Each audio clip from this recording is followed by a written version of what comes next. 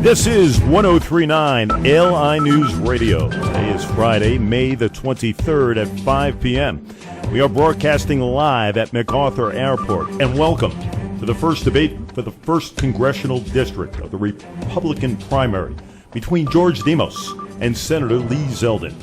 I am your moderator, Jay Oliver, and for the next hour, we will be discussing issues that including health care, taxes, education, and domestic and foreign policy issues. These questions have been compiled by myself and station manager Matt Goldapper, and these questions have not been released to the candidates.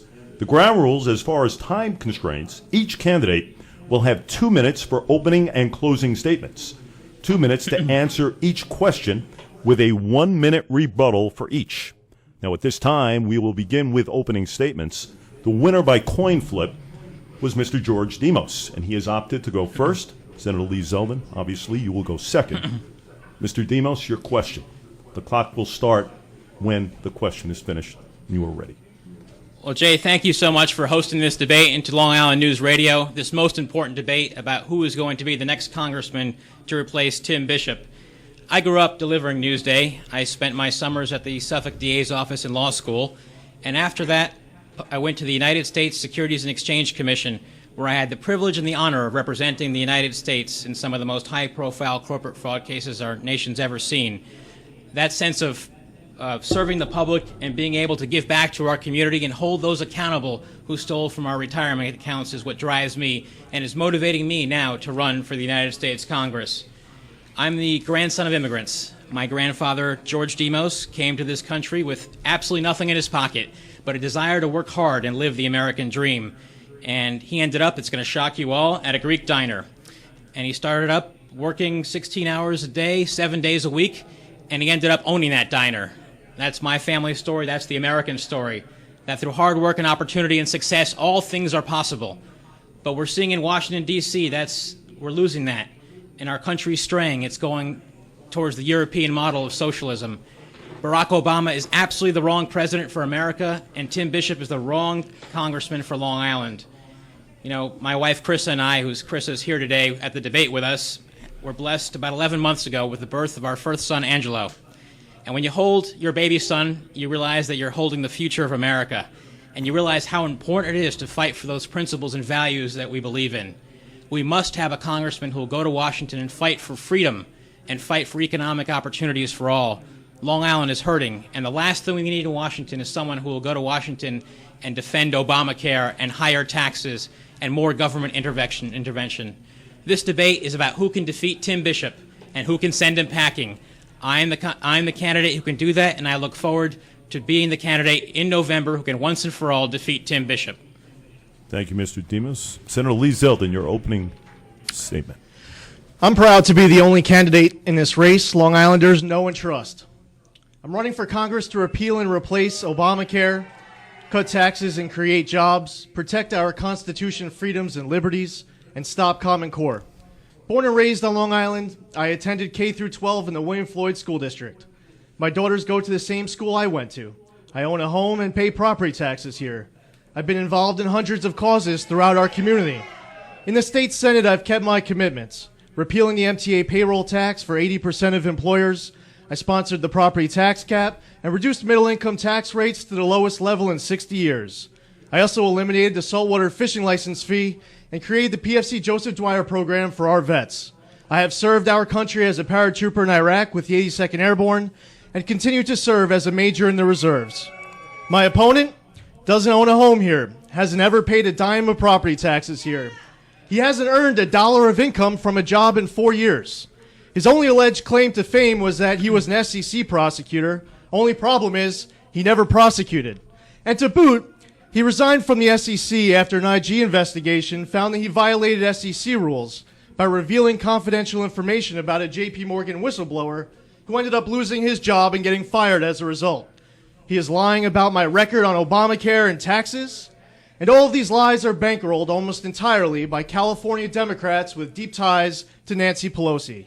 He even mailed his candidacy papers from San Francisco. You can't trust this guy. Tonight, you will hear more of his lies. This is his 5th attempt at this seat, and he's desperate. He will say anything, do anything, and spend any amount of his California Democratic money to buy a seat in Congress. Instead, you can vote for the Long Island Republican, who is one of us. That's why I'm asking for your vote on Tuesday, June 24th. Okay. All right, thank you, gentlemen. We are ready to begin the questions. Mr. Demos, I'm going to start with you. Multiple parts to this question. When you're ready to answer, the clock will start. Sir, do you support comprehensive immigration reform? What actions would you take on the illegal immigration problem in America? Do you support a path to earn legal immigration for the 10 to 12 million undocumented immigrants that are now here? If you do not, how do you propose to deal with these 10 to 12 million people? Sir. Jay, first let me answer your question, and then I'll get to the hateful opening statement that was just leveled by my opponent. First of all, with respect to immigration, I am strongly opposed to amnesty. I believe that our immigration problem has to be fixed, but it's not going to be fixed with having people come across this border illegally and having people flout the law. The fact is, we tried amnesty in the 1980s, and it didn't work. We tried amnesty, and it didn't work. So my question is, if the federal government can find hundreds of federal troops, federal agents, to go into a desert in Nevada and go chase around some cattle, certainly they can find those agents to secure the border. So I am opposed to amnesty. I am opposed to any program that allows people who came here illegally to benefit without paying a price for that. Now, I must take a moment to respond to my opponent's opening statement here. And it's absolutely unbelievable that we're running for Congress and there are all these important issues, and my opponent's going to make his entire campaign about personal attacks. So I want people to notice here that I'm going to focus on the issues, Obamacare, taxes, the issues that matter to the people of the 1st District. I'm not going to hurl personal insults about all sorts of unsubstantiated charges. I'm going to focus on the issues, and I'm going to focus on the record that my opponent has compiled in Albany. It's a terrible record. I understand why he wants to avoid that. The fact is, he went to Albany and he voted for Obamacare. He voted for higher taxes. He voted with Sheldon Silver. He voted with the Democrats. And so the only way to avoid having to talk about his record is to talk about personal attacks. And we can go through them all one by one. But, Lee, it's not the kind of guy you used to be. It's not the kind of guy who's telling you to say these things. I don't know. But this is not the campaign that you should be running. You're better than that, Lee. And frankly, I think you ought to talk about the issues what the people of Long Island want to hear. Okay. Senator Lee Zeldin, you have 1 minute for the rebuttal. Well, I'll tell you, money might be able to buy a lot of fancy TV, radio, and mail, but they're not going to buy you your own set of facts. I'm proud of my record up in Albany. There's a reason why the American Conservative Union recognized me as one of 10 rising conservative stars in American politics, and I had the opportunity to speak on the main stage of CPAC this year.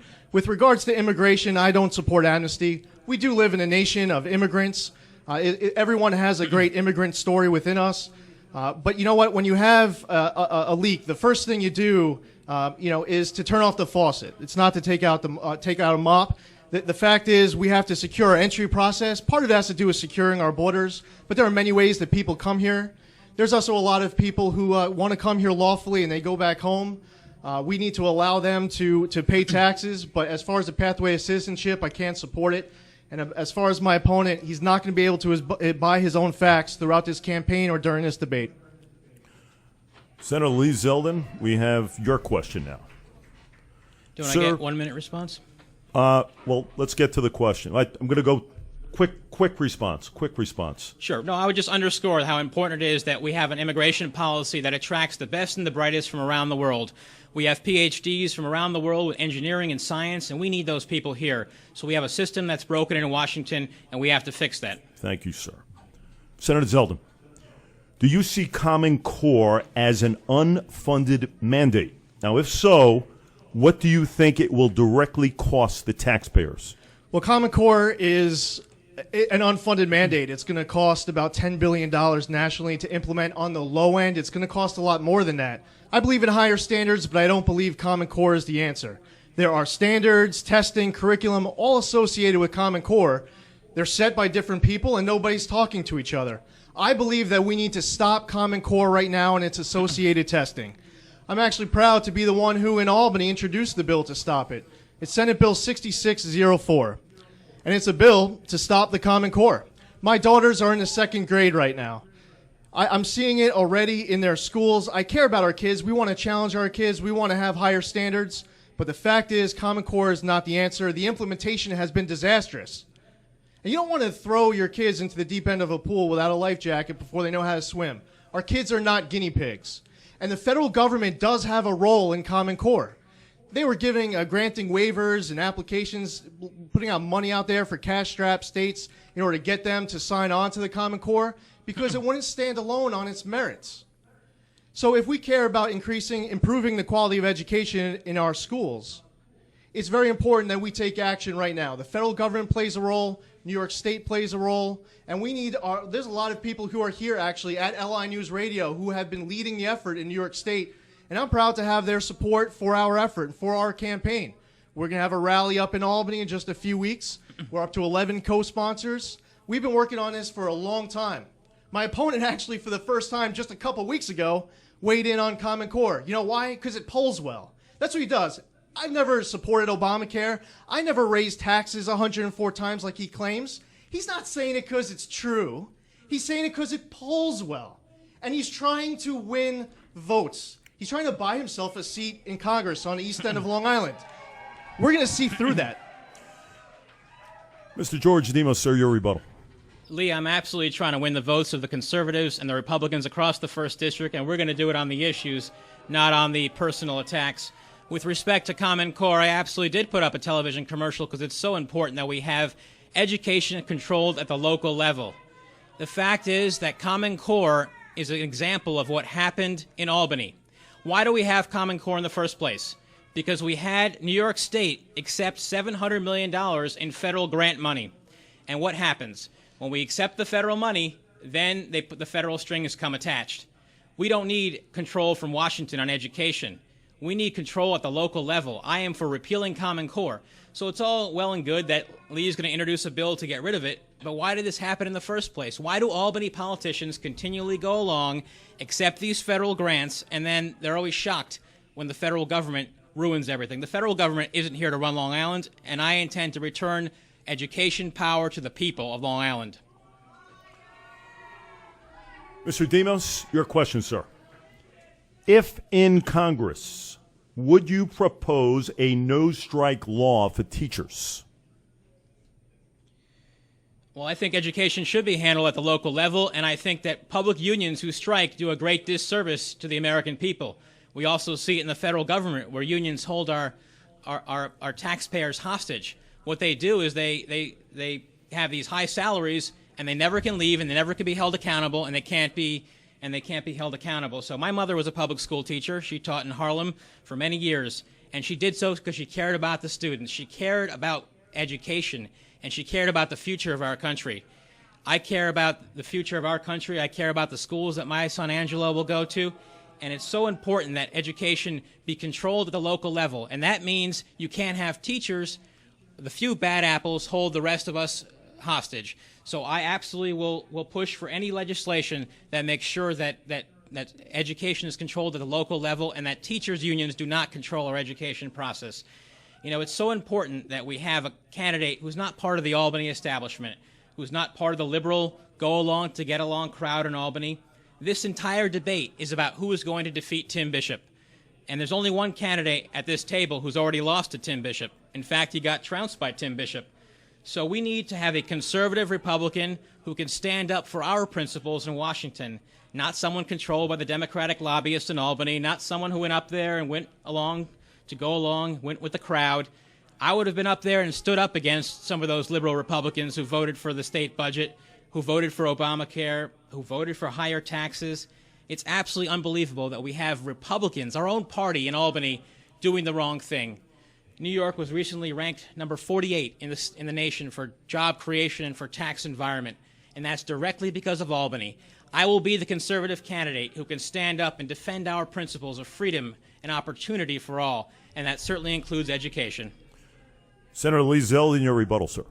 Well, first, to answer the question, I wouldn't support that. I think that we have a lot of teachers here who are doing a good job educating my daughters. They're in the second grade now. I have twins, kindergarten, first grade, second grade. We were very fortunate to have a half a dozen great teachers supporting them. With regards to listening to my opponent's answer to that question, though, it sounds like he's running for state assembly or something. If you want to go to Albany, I don't even know if you've ever been to Albany, but if you have all of a sudden this interest in getting involved in the process, I've actually asked wherever I go, door to door, all throughout the district. No one's ever seen you participate in any type of community event. And the fact is, your only connection to Long Island is the Midtown Tunnel. Long Islanders see through that. They want someone who they know and who they trust. And the fact is, I went through public education here. You went to private school, Trinity School in Manhattan. I know what's best for public education, sir. Thank you, sir. Senator Lee Zeldin, your next question. The Department of Veteran Affairs Inspector General's office said late Tuesday that 26 facilities were being investigated nationwide over allegations of manipulated wasting times and other issues. What actions would you tackle to make sure our veterans get the attention they need?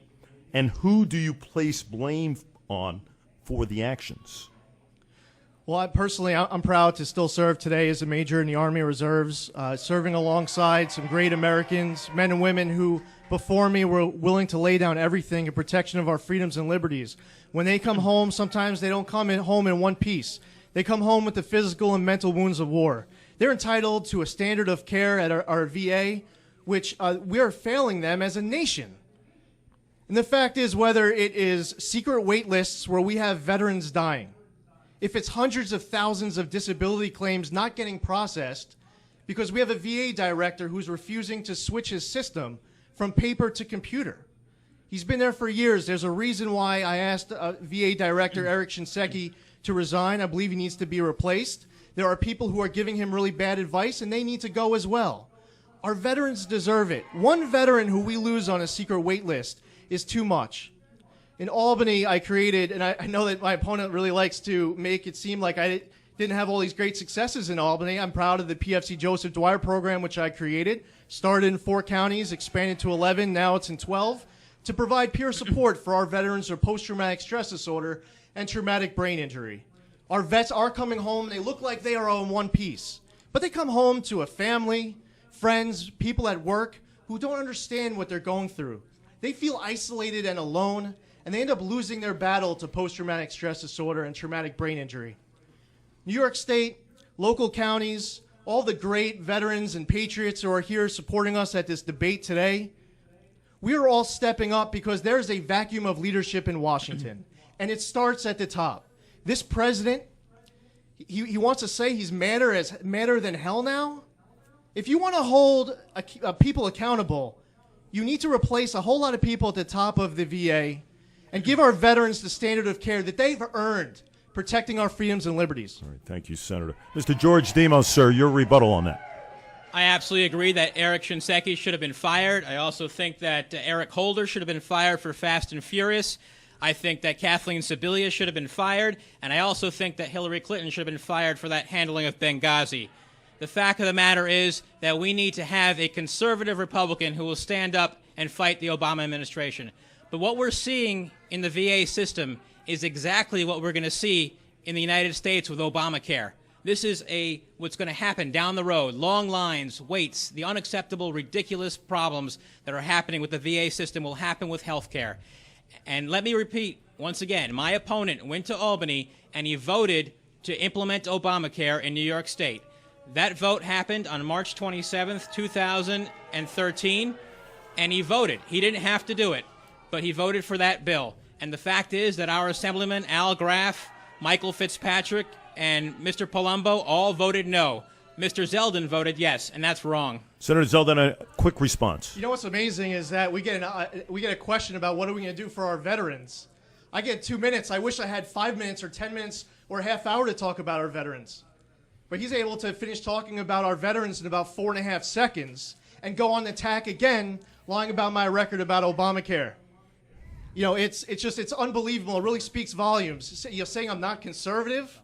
And I'm giving what is not conservative about Thank my you, answer Senator. about our veterans and my service. Senator, we have to move on. Interject for 15 I'm going to go to seconds. Mr. George Demos with the next question. The notion that I don't care about Sir, our veterans is absolutely unbelievable. for Mr. you to Demos, suggest that, sir. Mr. Demos, your question. Emergency unemployment compensation expired in December. In addition, pending legislation that would renew federal jobless benefits expires on May the 31st, which means that time is running out to extend it. Where do you stand on long-term unemployment benefits? The fact of the matter is that we need to have conservative principles. We need economic growth. Economic growth is the answer to the lack of jobs. And the fact is the Obama administration has been doing absolutely everything they can to ruin this economy. Barack Obama was handed a bad economy, and he made it worse. And Tim Bishop has been doing even worse. And this debate is about defeating Tim Bishop. I do not believe that we can have unemployment continue on and on and on. We need economic growth. We need to have people with conviction and character stand up. I want to go back to that last question because Lee made an absolutely unbelievable accusation here. He says that I only spent 4.5 seconds caring about our veterans. I honor our veterans. I salute them. I salute you for your service. So let's not turn this into a political circus. The fact of the matter is that what I said, if you listen, was that the VA system is what's going to happen to our healthcare system in the nation. Let me say that again. Our VA system is what's going to happen to the rest of our Obamacare healthcare system. Now, Lee will dance around. He'll tell you that he's a conservative, but votes matter. The fact is there was a vote in Albany on March 27th, 2013. He could have voted no. He voted yes. So all these things we're going to dance around. He won't answer why he voted no. 34 states said no to having an Obamacare state exchange. 34 states had the courage to say no. But New York State went right along with Andrew Cuomo and said yes. We need people of conviction and character who are going to stand up and defend our conservative principles. So, yes, I believe in economic freedom, and the ultimate answer of this debate is that we need to defeat Tim Bishop. Tim Bishop has to go, and we have to ask ourselves, who is the candidate who will stand up to Tim Bishop once and for all? He's been there for 12 years. He has to go. Thank you. Senator Zeldin, your response. I thought the question was about unemployment insurance. I don't even know if he even said unemployment insurance in his answer. The fact is we have people who are struggling. We have a problem with people who are unemployed. We have a problem with people who are underemployed. We have to create more jobs here on Long Island. We also have to find ways to reduce our cost of living. We have people who are trying to find a job. And we need to, with our compassion for those neighbors, to try to help them get on their feet, to pay their bills so that they don't foreclose on their homes, for those who own a home locally, for people who we don't want them to default on their credit cards. We want them to be able to take care of their family. And some people need a helping hand. Unemployment insurance is one way that we can give them a start. But the fact is we need to create more good-paying jobs here locally. This was a question about unemployment insurance, right? Correct. Okay, just wanted to check. Senator Lee Zeldin, your next question. Prince Charles made a recent comparison to Vladimir Putin to Adolf Hitler. The statement comes at a delicate time as many world leaders remain critical of Putin's seizure of Crimea. What are your thoughts of his comparison, and what are your thoughts to Putin himself and our country's stance on him? Well, I think that Vladimir Putin looks at Alexander the Great and he says, I want to be Vladimir the Great. He wants to annex neighbors. This guy has a certain sense of himself, which is very dangerous to American interests abroad and for world stability. I think it's outrageous that he decides he just wants to annex the Ukraine. And this president, who has had inconsistent leadership with his foreign policy, whether it's Benghazi, which he needs to get held accountable for, and I'm happy that there's now a select committee on. Whether it's Iran, he's saying that there's a particular deal that's going to make Iran stop pursuing uranium enrichment.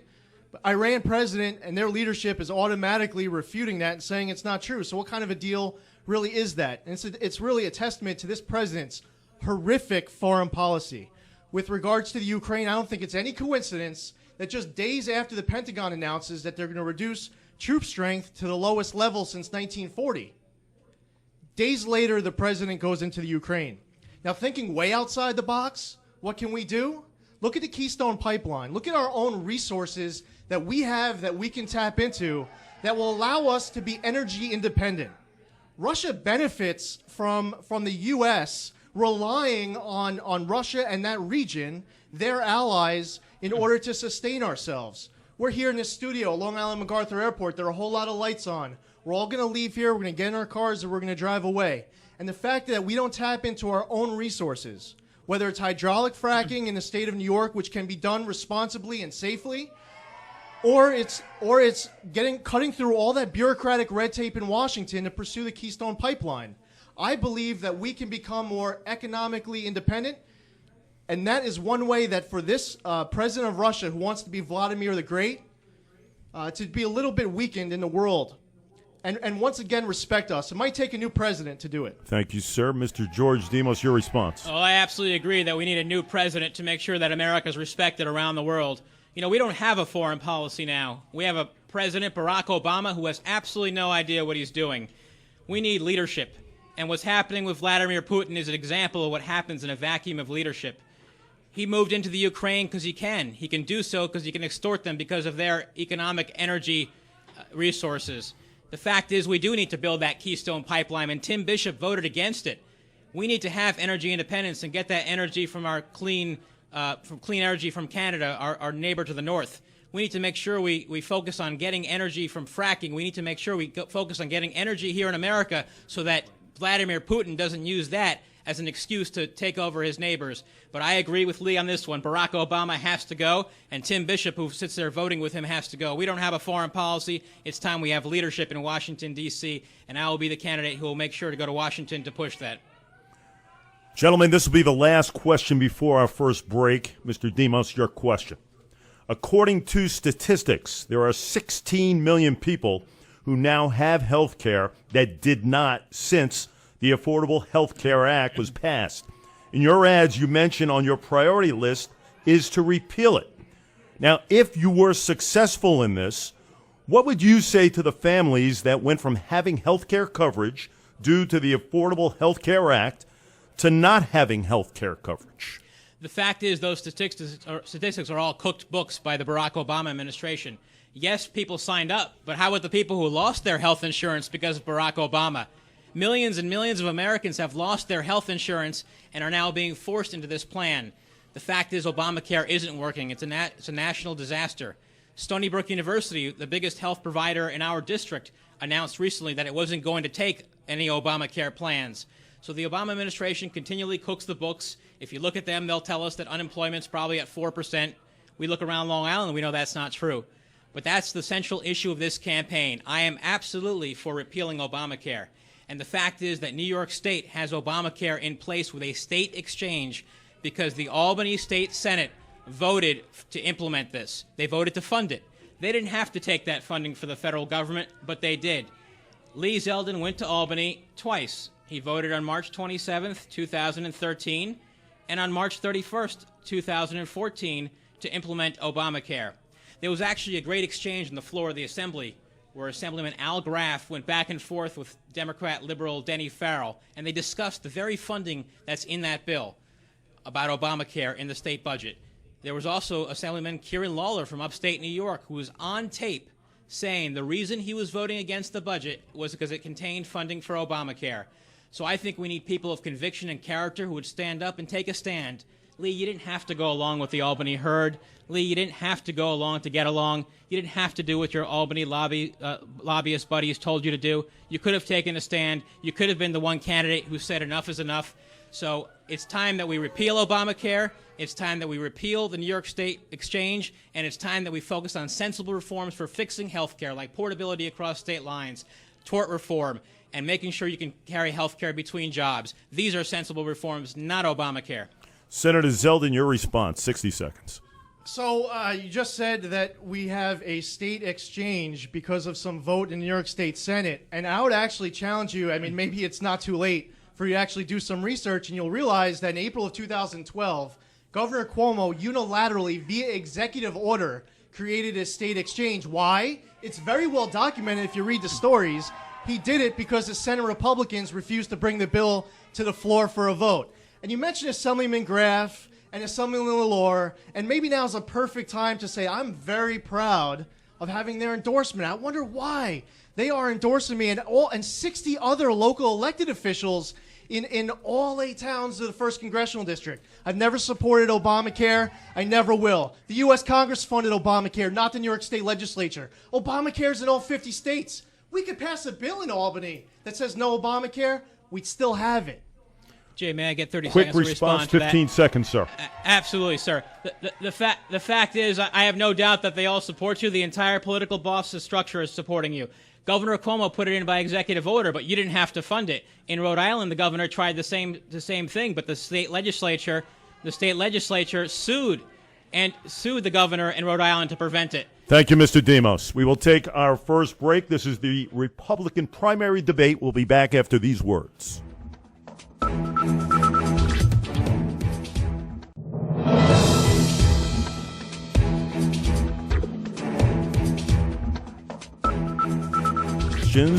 Senator Lee Zeldin. This is a listener question. It's from Jeff in East Islip. He says, our Second Amendment rights have been under attack in New York, and the Republican leadership has been part of it. Peter King is no friend to our Second Amendment. How will either of you protect our Second Amendment rights nationally? How can you persuade Republicans in New York to stand up for them too? Well, I'm proud to have opposed the New York SAFE Act. I co-sponsor the bill to repeal it. I've spoken up at rallies, issued statements. I've been very active on the issue. I have a lot of respect for our Second Amendment and law-abiding citizens.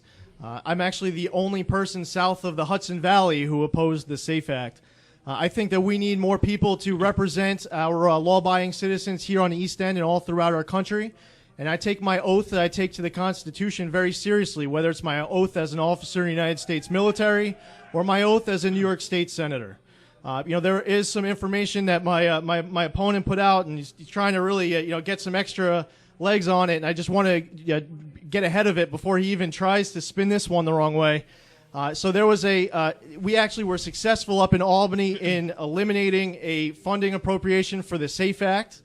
The governor has indicated that he is going to pull money out of one of the pots that he controls in order to fund the SAFE Act. I think that it's reprehensible that he does it.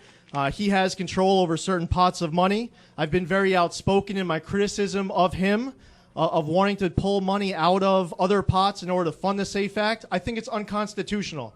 If you look at the D.C. versus Heller decision of the United States Supreme Court, they overturned the D.C. handgun ban because it overturned the entire classification of firearms commonly used by law-abiding citizens. It's essentially what the SAFE Act does as well. The way that they define assault weapons, you take a weapon that is perfectly legal, and by adding a pistol grip or a flash suppressor or a muzzle compressor or a collapsible buttstock, all of a sudden they say it looks scary and that should be illegal. I believe the U.S. Supreme Court should overturn the SAFE Act. There was a district court in Western New York that already overturned the 7-round clip limit, the magazine limit, and I'm happy that they did that. I'm proud to have the support of John Cushman, National Board of Directors here, a constituent from Patchogue, and I'll continue to advocate for our law-abiding citizens. Thank you, Senator Zeldin. Mr. George Demos, sir, your response, 60 seconds. Well, I'm a constitutional conservative. I believe what the Constitution says what it means and means what it says. And the Second Amendment means that people have the right to defend themselves. And it means it's not about hunting, it's about personal liberty. I'll never forget that moment watching when I was a boy, the Los Angeles riots, when a single Korean grocery store owner held back an angry mob with a single firearm and saved his American dream. But once again, in Albany, they went along and along with the SAFE Act. Mr. Zeldin tried to preemptively say what I was going to say, but let me look at the facts. On May 6th, the New York Post, not me, the New York Post ran an article about how there was funding for the SAFE Act in this year's budget. And the state senators, either they didn't read the bill. Lee, I don't know if you read the bills before you vote on them, but it was in there, and he voted for it. And Assemblyman Kieran Lawler, and I know he endorsed you. All you guys endorse each other. But the fact is, he said beforehand that he was voting against it because it contained funding for the SAFE Act. The devil's always in the details, Lee.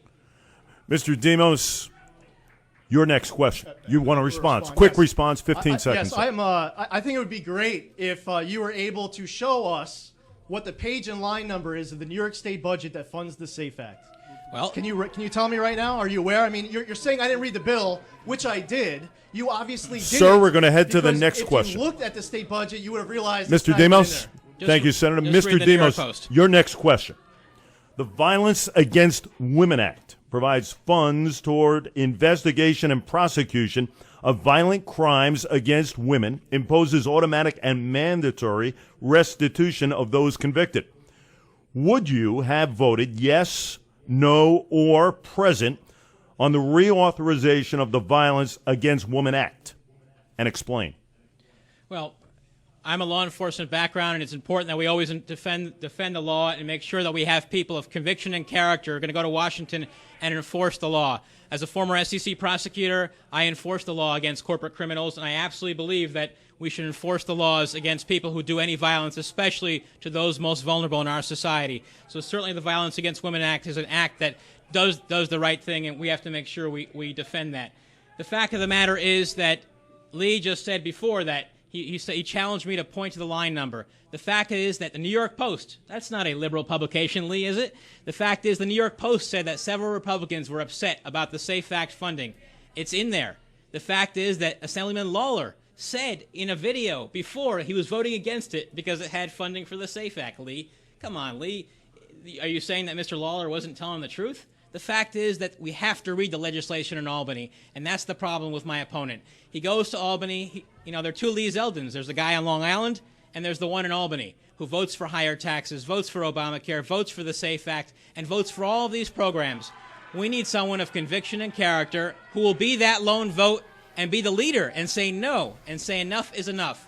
I'll never forget Governor Pataki, who's endorsed our campaign for Congress, was telling me that back in 1994, there was only one state senator who voted against the budget.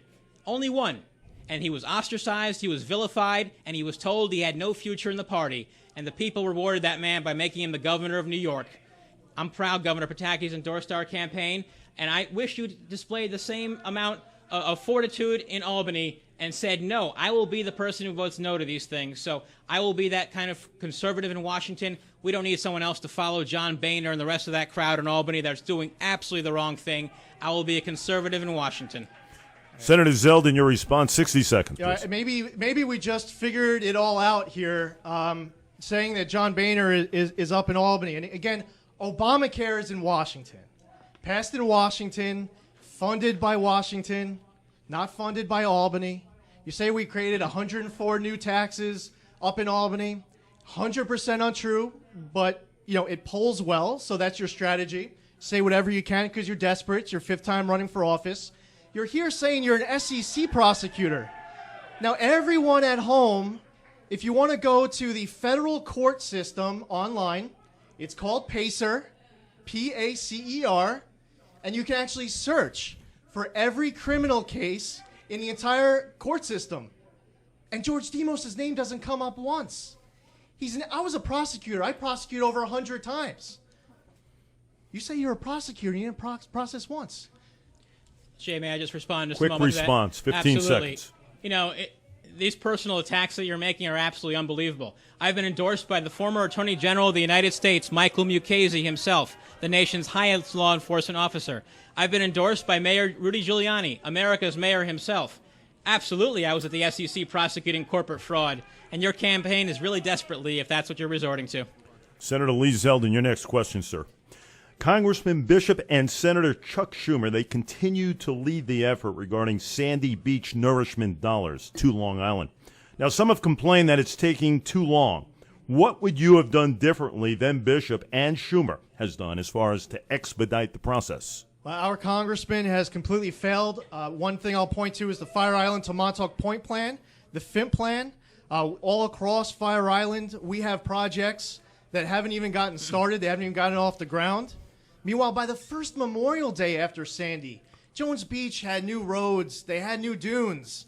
Staten Island, Queens, Brooklyn, Jersey, everyone was getting their funding to not just rebuild, but to come back stronger than they were before. And this entire time, this congressman has produced nothing. As timetables get pushed back, it's one excuse after another. I think that we have bureaucrats down in Washington who care more about the piping plover than they do about the people on the South Shore of Long Island who are desperate to rebuild. Their lives haven't restarted after Superstorm Sandy. Look just south of Mastic Beach, where there were dunes, and now there are none. You go all the way out to Montauk Point, where the projects are getting smaller and smaller and smaller, and all we get are excuses from the federal government.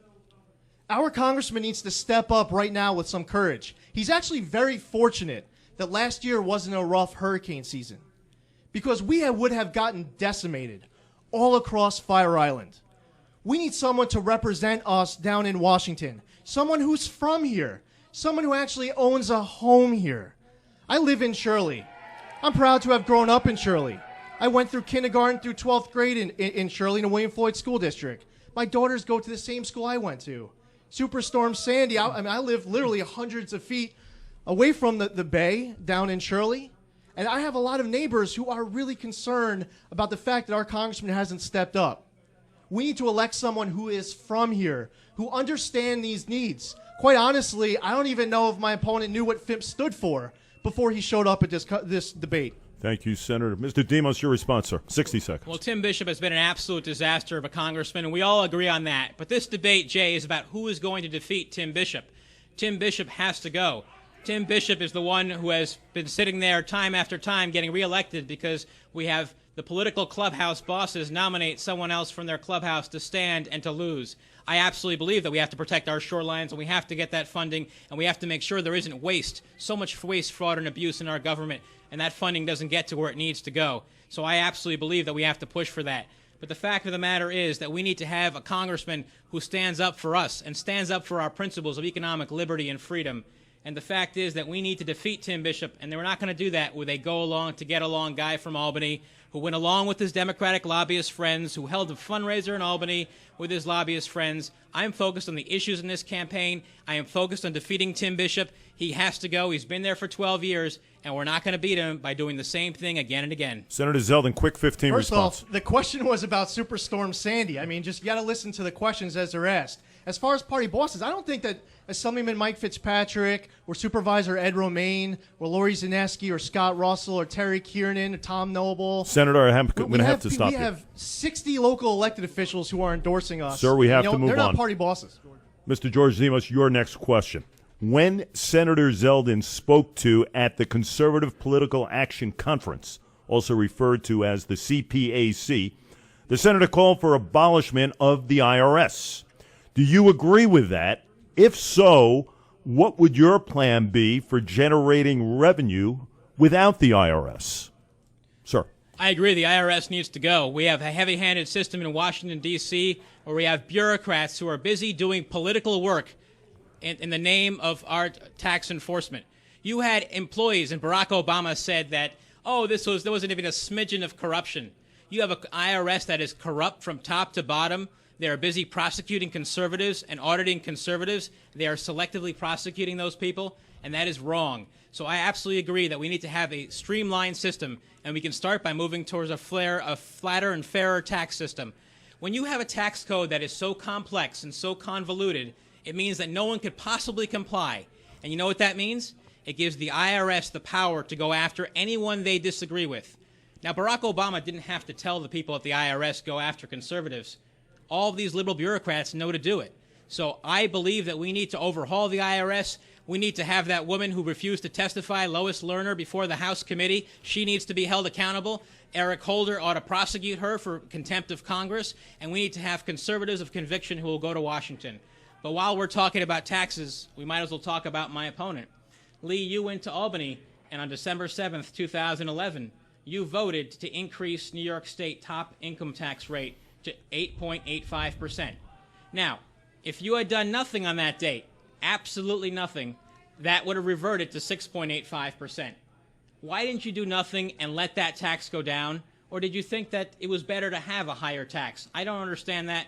I don't understand why you continue to reauthorize high sales taxes. You continue to reauthorize Suffolk County sales tax to be at 8.625%.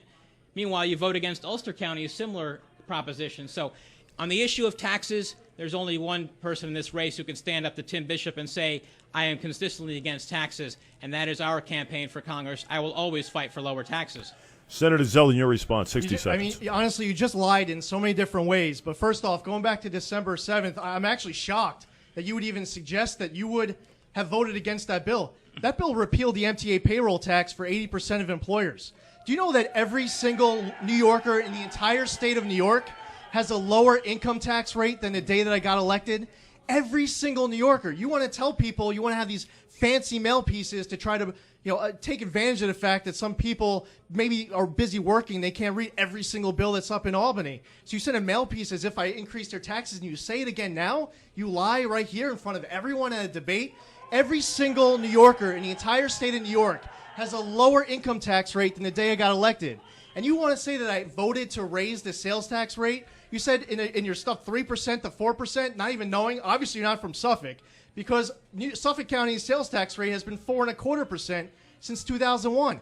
Please stop lying to my neighbors. Jay, Thank you. Quick response, seconds. 15, Mr. Demos. Go. Yeah, the fact is there are votes, and these votes have consequences. The rate would have fallen to 6.85% if you hadn't voted for that. The sales tax would have voted for 7%. Why would you vote for Ulster County's tax to go down and not for Suffolk County? Makes no sense to me, Lee. Senator Zeldin, your next question. Would you or would you not support an increase in the federal minimum wage from $7.25 an hour to $10.10 an hour? Now, if not, would you have any other plan to another increase? And if so, what kind? Well, I would not personally vote to raise the minimum wage up to $10.10. I care about our small business owners here who are struggling to make ends meet. If you have a small business owner, he has, say, $30,000 available to pay 2 minimum wage employees. If you raise the minimum wage, that pot of money doesn't get any larger. One person might get more pay, but the other person is going to end up getting maybe less hours or get laid off. We have to, those who are advocating for raising the minimum wage are completely out of touch with the people who are 16, 17 years old living at home. There's nothing wrong with them making the minimum wage as it is. It should be noted that New York's minimum wage is higher than the federal minimum wage. It's actually on the way of getting phased up to $9 an hour. So it's really a fight in other parts of the country. But you have a lot of employers who would be really struggling. There's no doubt that raising the minimum wage ends up resulting in higher unemployment. And I think that this is an area where you have Democrats who are supporting raising it because it polls well. If you call someone up at their home and you ask them, are you in favor of your next door neighbor making more money than they are right now? We'd all say yes. We're all in favor of our neighbors making more money than they are right now. But why not raise minimum wage to 15 or 20 or 30, right? Well, that seems to be their logic with the way that they're advocating for certain things down in Washington. Washington is so dysfunctional. There's all this partisan bickering. There's all this dysfunction. They say stuff in sound bites to try to win elections. This president is all politics all the time. I believe that there's a time for government and a time for politics. But this president being all politics all the time, he doesn't want to work with his Republican colleagues across the aisle. He wants to win elections. And this is just another way that he's trying to do that. I am opposed to any increase in the federal minimum wage. But you know what? Under Lee Zeldin, New York State increased the minimum wage. So he can sit here and tell us all he wants about how he's opposed to it. But the fact is that he voted for it. Now, the minimum wage is a job killer. What it does, it tells employers that if we want to hire someone else, there's going to be a higher cost to doing that. And it prevents employers from innovating, from creating jobs, and from hiring more people. The minimum wage is never intended to be a lifelong position. It's intended to be an entry point. So I would ask Lee, why in the world did you go to Albany and vote to increase the New York State minimum wage? We can talk all we want about how we're conservatives, but if you go and you vote, the fact is that you're going to have conservative principles be the things that govern how we're going to vote. And Lee went up there with his Democratic lobbyists, and he went there with all the liberals, and he went along to get along. I would be the person who would stand up on behalf of our conservative values and fight on behalf of the conservative principles that I believe in. Gentlemen, this is the time of the debate where you each get to ask each other a question. Mr. George Demos, 2 minutes on the clock. Please ask Senator Lee Zeldin a question. Sure. Lee, you make about $100,000 a year as a state senator. You also have work at the law firm of Abramowitz and Altshuler and Bernstein in New York City, in Manhattan. And you make they pay you about $100,000 a year at that law firm. My question to you, and I want you to think very carefully before you answer this, is how many days a week do you go into that law firm, and what do you do to earn that money? Well, thank you for the question. I actually have had the opportunity to work over the course of the last 4 years. You haven't actually earned $1 of income. You're a full-time candidate. This is your job. You run for office. This is your 5th time running in the last 6 elections. I happen to continue to practice law. I still serve in the Army Reserves. I'm proud to continue serving in the Army Reserves. I drill 1 weekend a month, 2 weeks of the year. And you know what? It's really an honor to continue working for my family. But it's a different experience between us. See, I own a home. I pay property taxes. It's a little bit of a different experience between the two of us. So you're a part-time resident whenever it's time for an election. I'm a full-time resident regardless as to whether or not there's an election. So it's a little bit different experience between the two of us. But I appreciate you trying to make an issue really where there is none. How many days a week do you go to that? As far as my time up in the state Senate, I'm very proud to say that through this entire campaign, I have not missed a single vote. And it's very important. My colleagues say, "Wow, what are you doing here? You have a primary going on. You should be campaigning in your district." I said, "I am elected by the residents of the 3rd Senate District to come to Albany and to represent them and make sure that we are passing good bills." And sitting here you are trying to spin stuff, and you're not going to be able to buy your own version of facts just because you have all this California Democratic money funding your campaign. The fact of the matter is, if you take the time to read what we are doing up in Albany, I take my job very seriously. I love representing the people of 3rd Senate District. I love calling this my home. Long Island is my home. Okay, Manhattan is yours. Maybe you don't understand what it is to be in this situation, raising a family, trying to make ends meet. You haven't had a job in 4 years. Thank you, it's ironic that you're asking me about income. Senator Zeldin, thank you. Senator Zeldin, please ask Mr. Demos a question. Well, I own a home here in the 1st Congressional District. I pay property taxes here in the 1st Congressional District. You don't own a home here. There is no tax bill in the entire county of Suffolk that has ever had your name on it. So I would like to know, there are a lot of people here at the studio today. They're listening online or at home, and they want to know. I want to know. We all want to know, what will it take? What do we have to do to get George Demos to finally start paying property taxes here in Suffolk County? We all want to know, what do we have to do to get you to start paying property taxes? Thank you, Senator. Mr. Demos, please answer the question. Lee, what's wrong with you? What kind of guy have you become? This is not This is not the guy you used to be. This is your campaign. You're running on the fact that I don't own the home. When I find the right home, and my wife and my new baby, we find it, we'll buy it. But I'll have you know something. I actually do pay property taxes. I just paid $11,500 in Brookhaven property taxes. And you may not know that, but I did, and it would have been lower if it weren't for you and your Albany cohorts. But this is his entire campaign. Throwing mud, making up things. Is this how we're going to defeat Tim Bishop? I'll notice, Jay, that in the last question, he never answered the question.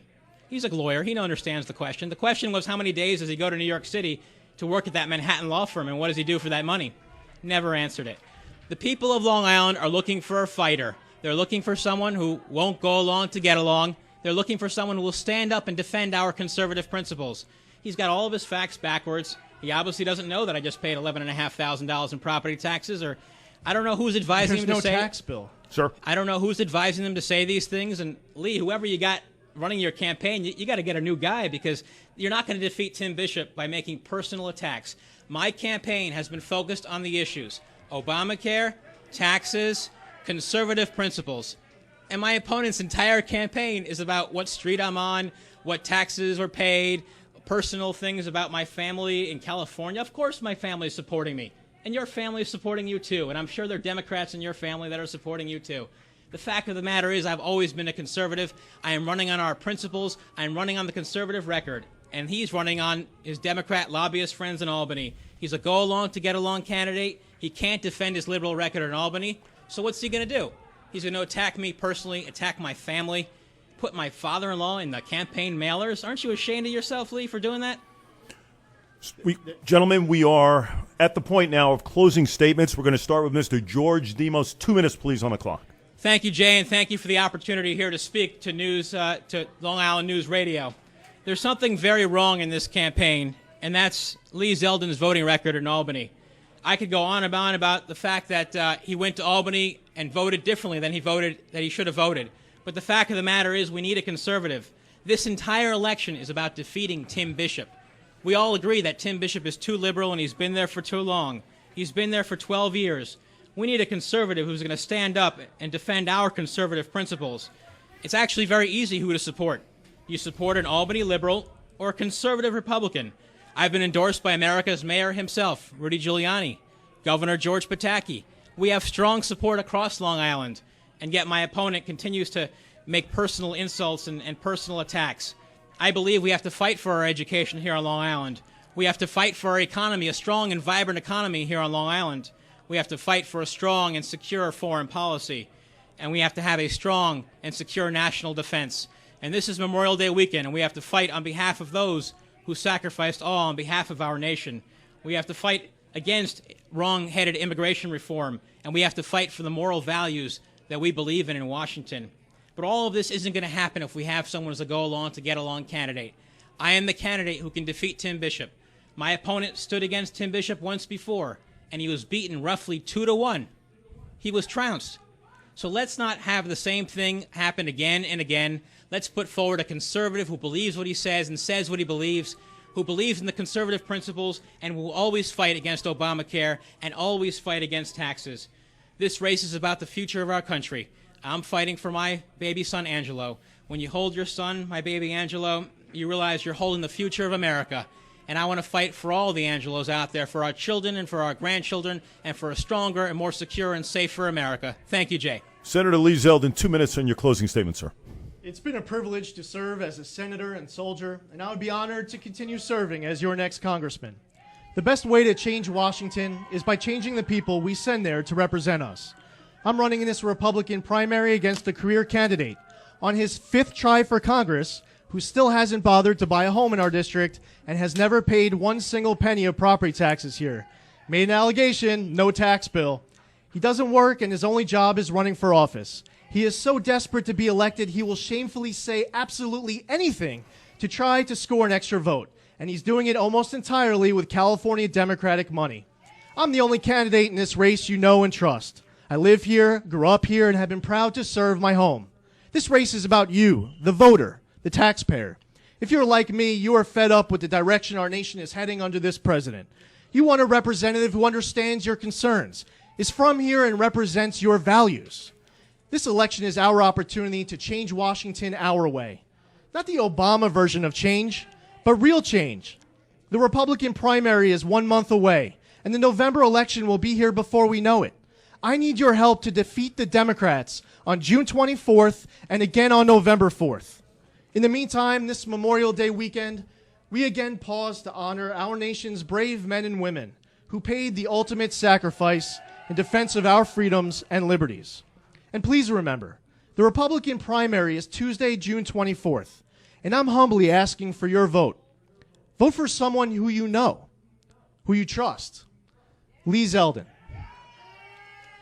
I thank all of you. I ask you to visit my website at zeldinforcongress.com. Get involved in our campaign. Call Belinda at 631-569-4848. You can email her at belinda@zeldinforcongress.com. We need volunteers to get our message out. I'm asking for your vote. Tuesday, June 24th. Let's take this seat back for us. Gentlemen, we thank both of you for being here. We urge everybody to go vote. Your amendment right is to do so June the 24th. Thank you.